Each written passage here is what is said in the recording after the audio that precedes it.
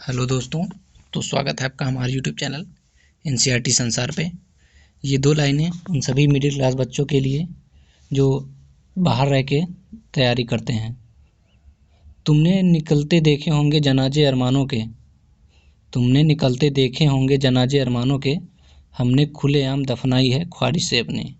तो शुरू करते हैं दोस्तों यूपी स्पेशल से। पहला क्वेश्चन लेते हैं हम लोग। सर्वाधिक नगरीय जनसंख्या। नगरीय जनसंख्या का मतलब है कि कहाँ पे सबसे ज़्यादा नगरीय जनसंख्या पाई जाती है, तो किस ज़िले में, और यूपी के पूरे ज़िले के बारे में परिप्रेक्ष्य में ये बात हो रही है, तो हम ये पूरा ध्यान में रखेंगे। ये पहला है गाज़ियाबाद। सर्वाधिक नगरीय जनसंख्या का परसेंटेज में मतलब किस, गाज़ियाबाद जो है ये दिल्ली से सटा है, इसलिए इसकी मैक्सिमम जो जनसंख्या है वह नगरों में रहती है। न्यूनतम जनघनत्व वाला जिला। न्यूनतम जनघनत्व का मतलब है कि एरिया ज़्यादा हो और वहाँ के लोग कम रहते हों। ललितपुर ये कहाँ लोकेटेड है, इसको हम मैप में देख लेते हैं। ये है ललितपुर, ये रहा। ये मध्य प्रदेश से चारों तरफ से घिरा है। ये इसका एक क्वेश्चन और बनता है कि मध्य प्रदेश से चारों तरफ से घिरा हुआ उत्तर प्रदेश का कौन सा जिला है, तो वह है अपना ललितपुर। आगे चलें तो आप लोग देखें, न्यूनतम जनघनत्व वाला जिला ललितपुर है। 10 की सर्वाधिक 10 की वृद्धि वाला जिला। 10 की वृद्धि का मतलब है कि हर 10 साल पे जहाँ की जनसंख्या सबसे ज़्यादा बढ़ती हो तो उसको 10 की वृद्धि कहते हैं। मतलब हर 10 साल पे जहाँ सबसे ज़्यादा वृद्धि होती हो उसको 10 की वृद्धि कहते हैं। वो है अपना गौतम बुद्ध नगर। सर्वाधिक ग्रामीण जनसंख्या वाला जिला, मतलब अब देखिए प्रयागराज की जनसंख्या सबसे ज़्यादा है। सबसे यूपी के जितने भी ज़िले हैं प्रयागराज में सबसे ज़्यादा जनसंख्या है। तो ज़्यादा जनसंख्या है तो ये पूर्ण बात मतलब ये नहीं होगा कि ये सब लोग नगर में ही रहेंगे, तो वहाँ की जो मैक्सिमम जनसंख्या है, अधिकतम जनसंख्या है, वह गाँव में रहती है प्रयागराज के। सर्वाधिक ग्रामीण साक्षरता जिला, मतलब गाँव में भी रह के सबसे ज़्यादा साक्षर जिला कौन सा है, औरैया। औरैया को हम जोड़ते हैं गौरैया से। औरैया को हम जोड़ते हैं, गौरैया एक पक्षी होता है, ये मान लीजिए गाँव में पाया जाता है, तो वह गाँव कौन सा है, औरैया एक गाँव है जहाँ सबसे ज़्यादा गौरैया जो है सबसे ज़्यादा टी टी टी करती हैं, मतलब सबसे ज़्यादा वो शिक्षित हैं। जो जितना ज़्यादा शिक्षित हो जाता है उतना ज़्यादा बोलता है, तो इसलिए गौरैया को रिलेट करते हैं औरैया से। सर्वाधिक ग्रामीण साक्षरता जिला वाला औरैया। तो आगे चलते हैं। सर्वाधिक अनुसूचित जनजाति वाला जिला, इसको सोनभद्र है। यहाँ की जनजातियाँ जो हैं, आप लोग यहाँ के जो ओबीसी हैं उनसे भी ज़्यादा विकसित हैं। आप देखेंगे कि सोनभद्र कहाँ स्थित है। सोनभद्र का लोकेशन ये है, ये एकदम नीचे सोनभद्र है। यह झारखंड, छत्तीसगढ़, मध्य प्रदेश से मतलब घिरा हुआ है, तो इसलिए यहाँ की जनजातियाँ जो हैं झारखंड की जैसे प्रकार की जनजाति हैं, सोनभद्र में वैसे ही जनजातियाँ हैं। एससी और एसटी आप लोग जानते होंगे। एससी मतलब शेड्यूल कास्ट, एसटी मतलब शेड्यूल ट्राइब्स। ट्राइब्स जो जनजातियाँ होती हैं, और अनुसूचित जाति। तो आगे चलते हैं। तो अनुसूचित जनजाति वाला जिला सोनभद्र है। सर्वाधिक स्लम जनसंख्या वाला नगर। स्लम का मतलब होता है जहाँ गंदी मैली बस्तियाँ होती हैं, वो सब स्लम में आते हैं। स्लम मतलब वहाँ कोई भी व्यवस्था नहीं होती है, सड़कें पक्के नहीं होते, घर भी पक्के नहीं होते, झुग्गी झोपड़ियाँ बहुत ज़्यादा होती हैं, गंदगी बहुत ज़्यादा होती है वहाँ के, मतलब शिक्षा का लेवल भी बहुत कम होता है। तो वह कौन सा नगर है, वह मेरठ है। इसको मेरठ को देख लेते हैं कहाँ पे है मैप में। मेरठ, ये रहा मेरठ। ये सबसे पूरा स्लम वाला एरिया है। यहाँ पे सबसे ज़्यादा झुग्गी झोपड़ियाँ हैं, मतलब शिक्षा, मतलब चोरी और सब चीज़ें यहाँ पर बहुत बड़े मतलब लार्ज मतलब नंबर्स में होती हैं। इसलिए ये इसको स्लम कहा जाता है। स्लम का मतलब आप लोग समझ गए होंगे। स्लम का मतलब होता है गंदी बस्तियाँ, मलून, जहाँ पक्के घर, कच्ची सड़क, मतलब पक्के घर ना हो, कच्ची सड़कें हों, बहुत गंदी नालियाँ हों, सब कुछ मतलब बहुत एकदम नीचे स्तर का हो, उसको स्लम कहा जाता है। न्यूनतम ग्रामीण जनसंख्या वाला जिला, इसको मेरठ का न्यूनतम ग्रामीण जनसंख्या वाला जिला जहाँ पे ग्रामीण लोग कम रहते हैं, वो है गौतम बुद्ध नगर। और सबसे ज़्यादा जो जहाँ रहते हैं वो है प्रयागराज।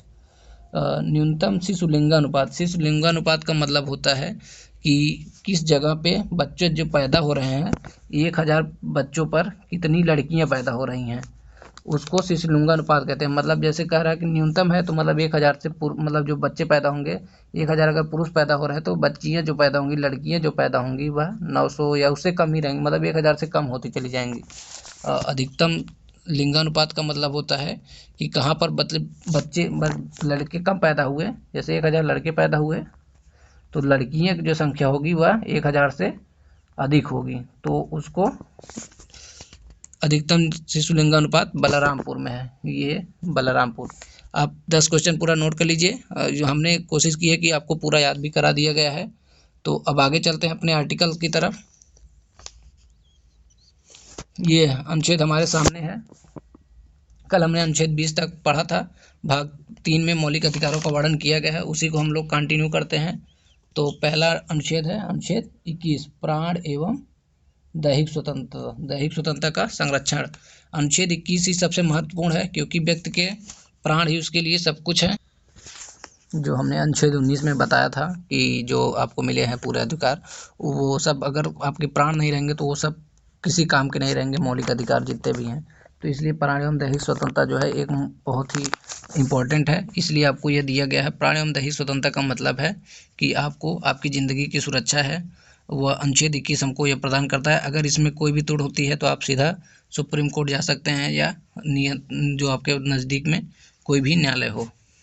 बात करें अनुच्छेद 21A में क्या है, ये जो ये ABCD करके जोड़ा जाता है, यह किसी न किसी संविधान संशोधन के माध्यम से ही जोड़ा जाता है। यहाँ 86वें संविधान संशोधन 2002 द्वारा 21A को जोड़ा गया। इसमें यह बात कही गई है कि जो बच्चे 6 से 14 वर्ष के बच्चे होंगे उनको अनिवार्य और निःशुल्क शिक्षा दी जाएगी। जो गांव में प्राथमिक विद्यालय होते हैं उनका कार्य यही है, प्राथमिक विद्यालय जो होते हैं उनका प्रमुख कार्य यही है कि बच्चों को, ग्रामीण में जो बच्चे हैं उनको मुफ्त में शिक्षा दी जाए और उनका विकास किया जाए। वो हमको अधिकार है, ना कि वो अपने मन से दे रहे हैं। अनुच्छेद 21 में ये बात वर्णित की गई है। अब हम आगे बढ़ते हैं। ये प्राण एवं दैहिक स्वतंत्रता में 2 बातें आती हैं कि पैसिव इथनेसिया और एक्टिव इथनेसिया।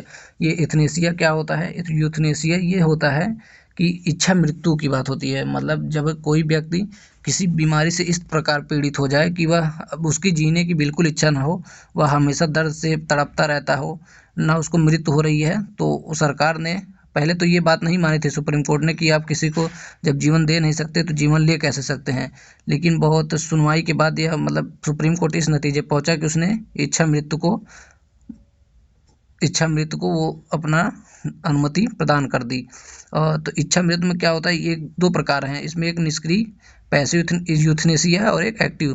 पैसिव में क्या होता है कि मतलब व्यक्ति कुछ खुद से नहीं करता, जैसे कि अगर व्यक्ति मतलब जिस प्रकार से जिंदा है, वेंटिलेटर पे है या ऑक्सीजन पे है, तो बस वो क्या करता है, उसके वेंटिलेटर से उसको हटा देता है या ऑक्सीजन को उसके हटा देता है, तो जिससे व्यक्ति की मृत्यु हो जाती है।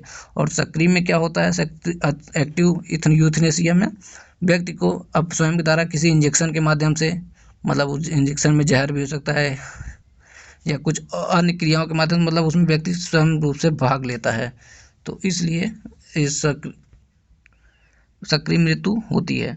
अब अनुच्छेद 22 की तरफ चलते हैं। अनुच्छेद 22 कुछ दशाओं में गिरफ्तारी व निरोध से संरक्षण है।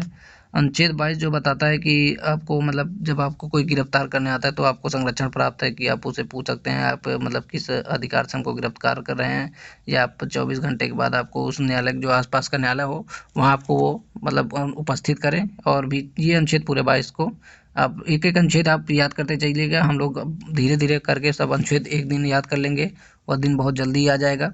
अनुच्छेद 23 में लिखा है मानव के दुर्व्यापार तथा बालाश्रम का प्रतिषेध। मानव का दुर्व्यापार तथा बालाश्रम का प्रतिषेध। अनुच्छेद 23 बताता है कि बालाश्रम का मतलब क्या होता है, बेगारी क्या होती है, मानव व्यापार क्या होता है। देखिए बालाश्रम क्या होता है, जब कोई व्यक्ति आप किसी भी कार्य को करने की इच्छा नहीं है, जब आपसे कोई जबरदस्ती कार्य कराए तो उसको बालाश्रम कहते हैं। ये आपके मौलिक अधिकारों का हनन है। आप इसके लिए सुप्रीम कोर्ट या इसके लिए FIR भी दर्ज कर सकते हैं, जिसके लिए आपको पूरी सहायता सरकार मुहैया कराएगी। और बेगारी का मतलब है कि कोई आपसे बेगारी नहीं करा सकता। बेगारी का मतलब है कि आपसे काम करवा लें और पैसा ना दें, तो इसके लिए भी आप अपने नज़दीकी थाना में जा सकते हैं और रिपोर्ट कर सकते हैं। और मानव व्यापार मतलब अब यह मानव व्यापार प्रतिबंधित कर दिया कि बच्चों को खरीदना और उसकी तस्करी करना ये सब अब लीगल नहीं गैर लीगल काम हो गए हैं, इसलिए मानव व्यापार नहीं किया जा सकता। अनुच्छेद 23(2) में लिखा है कि सार्वजनिक कार्य के लिए सरकार प्रतिबंध कर सकती है। अनुच्छेद 23(2) यह कहता है कि आप जब अनुच्छेद 23 पा गए हैं तो इसका मतलब ये मत समझिए कि सरकार आपसे कुछ नहीं कर, सरकार जब चाहेगी तब भी आपसे कुछ करवा सकती है सार्वजनिक कार्य में। जैसे देश की रक्षा में या देश में कभी इमरजेंसी लागू हुई तो आपको एज अ सैनिक मतलब एज अ सैनिक आपको मतलब बता सकती है कि आप युद्ध में भाग लेंगे, या ज़बरदस्ती भी करा सकती है, उस समय आपसे आपकी इच्छा नहीं ली जाएगी। अनुच्छेद 24 कहता है कारखानों में बालकों के नियोजन का प्रतिषेध। अनुच्छेद 24 कहता है कि एक मतलब 18 साल से पहले के बच्चों को 18 साल, अनुच्छेद 24 बताता है कि 18 साल के जो बच्चे हैं उससे नीचे के जो बच्चे हैं वह कल कारखानों में जिसमें उनकी जान की जोखिम मतलब रिस्क है जान का, वो उसमें कार्य नहीं करेंगे। अनुच्छेद 24 हमको ये बताता है। तो इस प्रकार हमने आज 5 अनुच्छेद पढ़ लिया है। अब चलते हैं, देखिए हम आज चलते हैं आगे, चौथा है, देखिए हम पढ़ेंगे कल ये पढ़ेंगे, क्योंकि पहले ये जान लेते हैं कि ये धर्म दो जैन धर्म और बौद्ध धर्म आए क्यों, इनकी उत्पत्ति ही क्यों हुई, जबकि जब आर्य आ गए थे सब कुछ सही चला था, वेदों की भी मान्यता प्राप्त हो गई थी। आज हम पढ़ेंगे जैन धर्म और बौद्ध धर्म आए क्यों। देखिए साथियों, 6ठी शताब्दी ईसा पूर्व में जब छोटे छोटे जनपद बड़े बड़े राज्यों की मतलब बड़े बड़े राज्य बढ़ने की होड़ में एक दूसरे से संघर्ष करते थे, इससे क्या होता था जो जनता थी वो अपने आप को असुरक्षित महसूस करती थी कि मुझे लगता मतलब युद्ध हमेशा होते रहते थे और उसमें जन धन की हानि बराबर होती रहती थी। अब सब राज्य जो थे सब ज़्यादा से ज़्यादा पैसा कमाने के लालच में झूठ बोलना पाप करना ये सब करने लगे थे, और उसी में उत्तर वैदिक काल के बाद इस समाज की जो स्थिति थी वह दिन पे दिन दयनीय होती चली जा, दयनीय का मतलब खराब होती चली जा रही थी।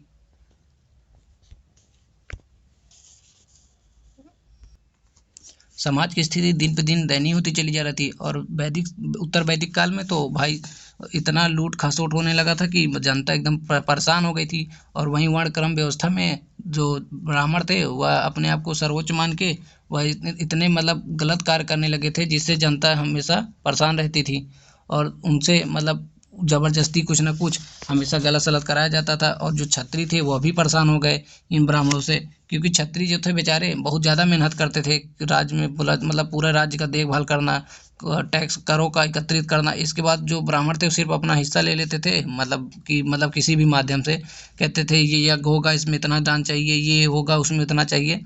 तो उस समय जो ब्राह्मण थे बहुत ज़्यादा मतलब बढ़ गए थे कि वो जो जाति व्यवस्था थी उसको और कठोर बना दिए। वर्ण व्यवस्था अब पहले तो वर्ण के मतलब डिसाइड जो होता था, वर्ण का निर्धारण होता था कर्म के हिसाब से होता था कि व्यक्ति कैसे कर्म कर रहा है वह उसी वर्ण में चला जाता था। लेकिन उत्तर वैदिक काल आते आते सब कुछ परिस्थितियां जो हैं उसके विपरीत हो गई, और अब जो व्यक्ति है वह जिस वर्ण में पैदा होता है जाति में वही उसका अब परमानेंट जाति या वर्ण हो जाता था। अब इससे क्षत्रिय भी परेशान हुए, तो वर्धमान जो जैन ये महावीर जैन जो हैं ये और गौतम बुद्ध ये दोनों क्षत्रिय परिवार से थे। इन्होंने इसको परिवर्तित करना चाहा कि उन्होंने बताया कि क्षत्रिय भी ब्राह्मणों से श्रेष्ठ हैं, क्योंकि कोई भी मतलब किसी से नीचे नहीं रहना चाहता। और इसी प्रकार वैश्यों ने भी कहा कि हम ही तो पूरा मेहनत करते हैं, जैसे टैक्स कलेक्शन मतलब कृषि करना व्यापार करना ये सब पूरा कौन करता था, ये सब वैश्य लोग करते थे। वो भी चाहते थे कि मतलब कोई ऐसा मिले मुझे जो हमको भी मतलब आगे ले चले।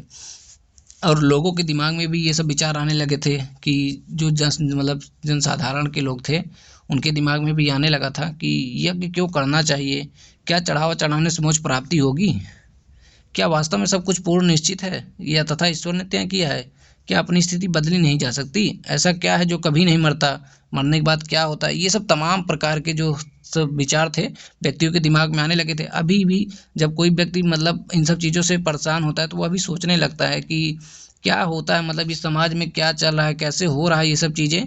तो इन्हीं का उत्तर खोजने के लिए हर जगह वह व्यक्ति भटकने लगा। अब उसको भी चाहिए कि कोई धर्म हो। अब देखिए जो उत्तर वैदिक काल आया तो उसमें सब लोग मतलब ये जो थे ब्राह्मण लोग, ये आर्य लोग, ये सब पूरा संस्कृत में बात करते थे। जो जनमानस की भाषा यह नहीं थी, जनमानस की भाषा थी प्राकृत। वो चाहिए थी, उनको चाहिए था कि मतलब कोई उनको प्राकृत भाषा में समझाए जिससे वो चीज़ें और क्लियर हो सकें। लेकिन क्या हुआ, ऐसा हुआ नहीं। तब वो धीरे धीरे जो जैन धर्म और बौद्ध धर्म आए, इन्होंने दो भाषाओं को प्रमोट किया, प्रकृति और प्रकृति भाषा और पाली भाषा, ये इनके प्रमुख भाषा थे और ये जनमानस की भी भाषा थी। इसलिए यह धर्म बहुत ही ऊंचाइयों पे पहुंचे, दोनों धर्म। इन जिज्ञासाओं के लिए उन दिनों कई लोग जंगलों में आश्रम बनाकर रहते थे, जिनको ऋषि मुनि कहा जाता था। ये ऋषि मुनि जो भी जाता था उनको प्रवचन देते थे। इसी प्रकार गौतम बुद्ध जी भी और जैन धर्म के वर्धमान जी भी, ये अपने 30 वर्ष की आयु में दोनों ने घर को छोड़ा मोक्ष की प्राप्ति के लिए। इन्होंने बताया, फिर अंत में इन्होंने यह मतलब बताया कि जो आत्मा होती है यही अमर है, आत्मा का ज्ञान ही परम ज्ञान है। आत्मा जब ब्रह्म से मिल जाती है तब मानव को संसार के कष्टों से मुक्ति मिल जाती है। ऋषियों के यह विचार उपनिषदों में भी मिलते हैं। तो ये सब विचार जो हैं बुद्ध ने और महावीर जैन ने दिए हैं। तो हमने जाना कि ये मतलब क्यों आए, इनका उद्भव क्यों हुआ, क्योंकि सभी लोग जो थे उत्तर वैदिक काल के जो धर्म थे उससे बहुत ज़्यादा परेशान हो गए। इसलिए उसे तो देखिए, ये सिर्फ 2 धर्म अब ज़्यादा हाईलाइटेड हुए, इससे पहले 64 धर्म और भी थे, लेकिन ये उतने हाईलाइटेड नहीं हो पाए। ये 2 धर्म बहुत ज़्यादा फेमस हुए, एक जैन धर्म और दूसरा बौद्ध धर्म। तो हमने देखा कि क्यों मतलब इनकी उत्पत्ति हुई, इसके बारे में जैन धर्म और बौद्ध धर्म के बारे में हम कल डिटेल से पढ़ेंगे और एक एक चीज़ को पॉइंट को एग्जाम पॉइंट ऑफ व्यू से नोट भी करते चलेंगे। तो और एक बात और बता दें कि ये आत्मा, ये कहते हैं लोग कि पहले की जनसंख्या कम थी, तो मतलब एक मतलब आत्मा मरती नहीं, आत्मा जिंदा रहती, तो एक आत्मा बार बार बढ़ती कैसे जा रही है। तो आप ये सोचिए कि हम लोग भी कितने जीव जंतुओं को मारते हैं या कितने जीव जंतु भी मारते हैं। तो एक यून से दूसरी यून में जो जन्म होता है, जैसे कीड़े मकोड़े भी तो बहुत पता नहीं कितने कीड़े मकोड़े मरते होंगे, उनकी जब मतलब वो संरचना पूरी हो जाती होगी तो अभी मानव रूप में ले लेती होंगे, या कोई जानवर था उसकी मतलब जो चक्र थी वो पूरी हुई होगी तो अब मानव बन गया होगा। तो इसी प्रकार जब कहते हैं कि पहले जनसंख्या 5 करोड़ थी फिर 20 करोड़ कैसे हो गई, तो ऐसा भी हो सकता है कि जो जंतु मर रहे हैं वह धीरे धीरे मानव बनते जा रहे हों, या उनके उस कर्म की पूर्ति हो गई हो। तो आज की जो 7 करोड़ जनसंख्या हो गई है पूरे विश्व की, 7 अरब से ज़्यादा हो चुकी है पूरे विश्व की जनसंख्या। और भारत अकेले 1 अरब 40 करोड़ की जनसंख्या भारत में ही है। तो ऐसा माना जा सकता है, या ऐसा सोचने पे भी मतलब ये रिजल्ट निकल के आएगा कि जो जीव जंतु या कीड़े मकोड़े जो सब भी मर रहे हैं, क्या हो सकता है कि वो मानव यौन में परिवर्तित हो गए हों। इसलिए जो आत्मा मरती है वो आत्मा तो मतलब कहते हैं आत्मा मरती ही नहीं है, तो आत्मा बढ़ती मतलब ये लोग कैसे बढ़ते जा रहे हैं। तो ठीक उसी प्रकार वैसे ही देखिए सोचिए, क्योंकि जब व्यक्ति मर जाता होगा तो फिर मतलब एक व्यक्ति पैदा होगा, तो सोचिए अगर जो कीड़े मकोड़े मरते होंगे शायद उनका उसका मतलब वर्ण मतलब उसमें जो थे वह उसकी पूरी हो गई होगी आयु की, मतलब अब इतने ही दिन तक कीड़े, अब शायद वो मनुष्य बन गए हो। जिस प्रकार मछलियाँ मारी जा रही हैं, मुर्गे, जितने भी जानवर हैं जो मारे जा रहे हैं वह सब शायद मनुष्य में आ रहे हैं, और कुछ मनुष्य जो हैं जानवरों में जा रहे हैं। इसलिए जनसंख्या बढ़ और नियमित हो रही है। तो ऐसा हम लोग सोच सकते हैं। तो अब कल हमने देख लिया आज की बौद्ध धर्म की मतलब क्यों बौद्ध धर्म और जैन धर्म की उत्पत्ति क्यों हुई। तो कल हम लोग इसको पूरा एग्जाम पॉइंट ऑफ व्यू से नोट करेंगे, जैन धर्म में क्या क्या चीज़ें इंपॉर्टेंट है और बौद्ध धर्म में। तो आज के लिए दोस्तों बस इतना ही। जो करंट अफेयर की क्लास है या पॉलिटी की, वह 2 दिन बाद से चलेगी। अभी पूरी तैयारी हो नहीं पाई, तो ऐसे उल्टा सीधा काम करना, पढ़ाना सही नहीं है। तो कल फिर से मिलते हैं इसी टाइम, मतलब अब आगे से डेली क्लासेस पे। तो आज के लिए बस इतना ही दोस्तों, धन्यवाद।